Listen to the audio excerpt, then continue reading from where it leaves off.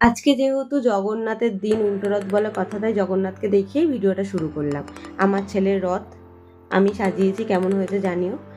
তার পিপিদের সঙ্গে রাস্তা দেখা হয়ে গেল, তার পিপিরা একটু রথ টেনে দিল, তারপর তার দাদুই রথ টানছে। আমি ছেলেকে কোলে নিয়ে আগে হাঁটছিলাম, তার দাদু পিছনে রথ টানতে টানতে নিয়ে যাচ্ছে। নামিয়ে আমার ছেলে রথ, কিন্তু টানছে দাদু। তারপরে ওর একটা ঠাম্মি আছে, সেই ঠাম্মির সঙ্গে দেখা হলো, সেই ঠাম্মি একটু রথ টেনে ওকে আদর করে দিল। আমি আবার সেই ঠাম্মিকে একটু প্রসাদও দিয়ে দিলাম। তারপর ওর জ্যাঠাইও রথ টানলো, ওর পিসি ঠাম্মিরাও রথ টেনে দিল। টেনে সবার হাতে প্রসাদ দিয়ে আমি রথ নিয়ে বাড়ি ঢুকে গেলাম। তারপরে ওর দিদি আসলো, দিদির সঙ্গে একটু খেলাধুলো করলো, তারপর আমি খাইয়ে দাইয়ে আমি বেরিয়ে পড়লাম মেলার উদ্দেশ্যে। আমার বান্ধবী আর আমি মিলে মেলায় যাচ্ছি। রাস্তায় প্রচণ্ড ভিড়, একটা রথ দেখলাম তাই তোমাদের সঙ্গে শেয়ার করলাম। টোটোতে উঠে গেলাম, তারপর বান্ধবীর সঙ্গে দেখা হয়ে গেল, মেলায় ঢুকে পড়লাম। মেলায় প্রচণ্ড ভিড়। ভেবেছিলাম ছেলেকে নিয়ে আসবো, ভালোই হয়েছে ছেলেকে নিয়ে আসিনি, কারণ এত ভিড়ে আমার ছেলে থাকতে পারতো না। তারপর আমরা ড্র্যাগন দোলনাতে উঠে পড়লাম, খুব আনন্দ করলাম। তারপর মেলাটাকে ঘুরিয়ে দেখালাম একটু।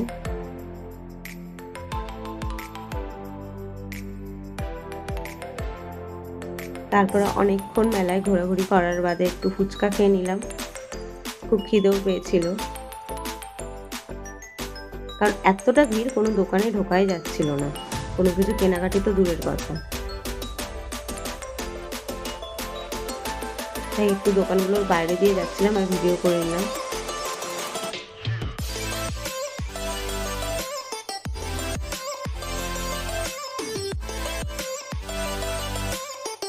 তারপর মেলা থেকে বেরিয়ে একটু জিলিপি কিনে নিলাম বাড়ির জন্য। তারপরে দুজনে মিলে টোটো উঠে গেলাম।